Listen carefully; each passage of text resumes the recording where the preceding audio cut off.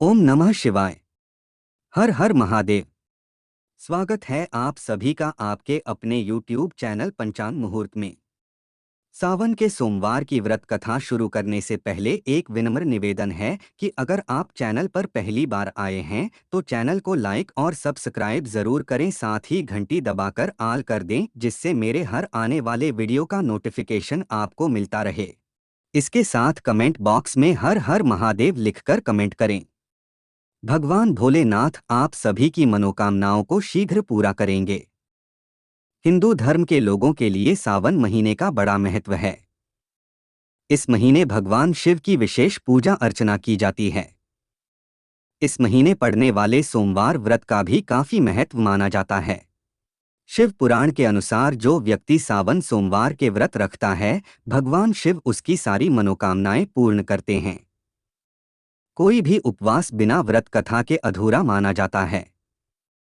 यहाँ आज आप सुनेंगे सावन सोमवार की पवित्र कथा। प्राचीन समय की बात है, एक साहूकार था जो भगवान शिव का भक्त था। उसके पास धन धान्य की तो कोई कमी नहीं थी, लेकिन संतान न होने के कारण वो परेशान रहता था और इसी कामना को लेकर शिवजी के मंदिर रोजाना दीपक जलाता था और उनकी भक्ति करता था।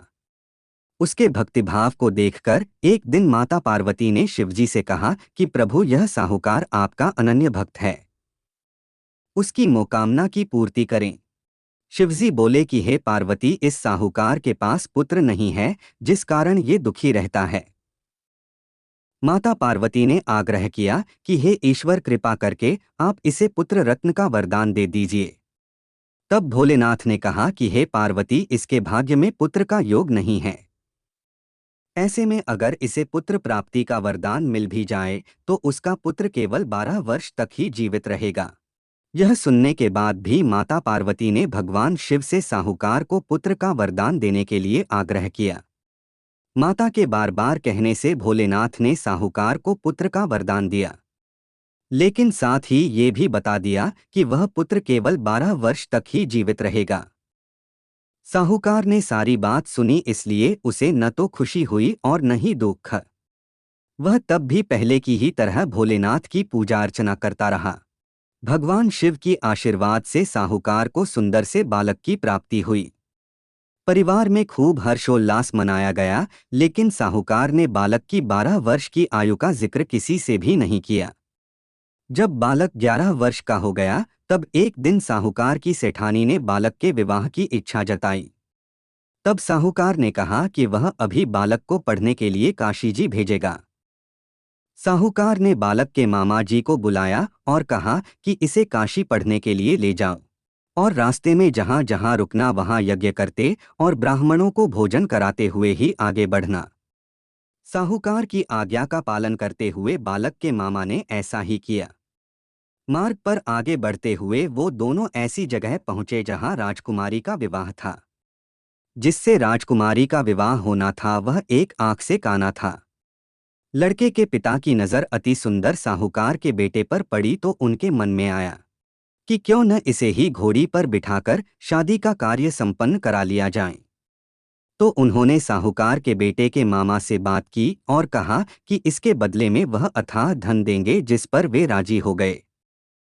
इसके बाद साहूकार का बेटा विवाह की बेदी पर बैठ गया और जब विवाह हो गया तो उसने जाने से पहले राजकुमारी की चुंदरी के पल्ले पर लिखा कि तेरा विवाह तो मेरे साथ हुआ, लेकिन जिस राजकुमार के साथ तुझे भेजेंगे वह तो एक आंख का काना है। जब राजकुमारी ने अपनी चुनरी पर यह लिखा हुआ पाया तो उसने राजकुमार के साथ जाने से मना कर दिया। बारात वापस लौट गई। उधर मामा और भांजे काशी जी पहुंच गए थे। एक दिन जब मामा ने यज्ञ रचा रखा था और भांजा बहुत देर तक बाहर नहीं आया, तब मामा ने अंदर जाकर देखा कि उसके भांजे की तो मृत्यु हो चुकी है। वह बहुत परेशान हो गया, लेकिन सोचा कि अभी रोना पीटना मचाया तो ब्राह्मण चले जाएंगे।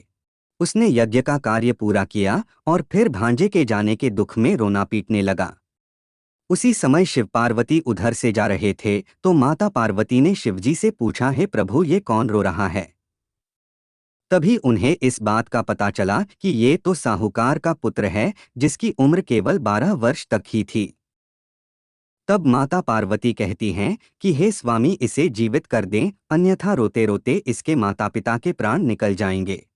माता पार्वती के बार बार आग्रह करने पर भोलेनाथ ने उसे जीवन दान दे दिया। लड़का ओम नमः शिवाय करते हुए जी उठा और मामा भांजे दोनों ने ईश्वर को धन्यवाद दिया और अब ये दोनों अपनी नगरी की ओर लौटने लगे। लौटते हुए रास्ते में वही नगर पड़ा जहां राजकुमारी ने उन्हें पहचान लिया। तब राजा ने राजकुमारी को साहूकार के बेटे के साथ बहुत सारे धनधान्य के साथ विदा किया। उधर बालक के माता और पिता छत पर बैठे थे। उन्होंने यह प्रण ले लिया था कि यदि उनका पुत्र सकुशल न लौटा तो वह छत से कूदकर अपने जीवन त्याग देंगे।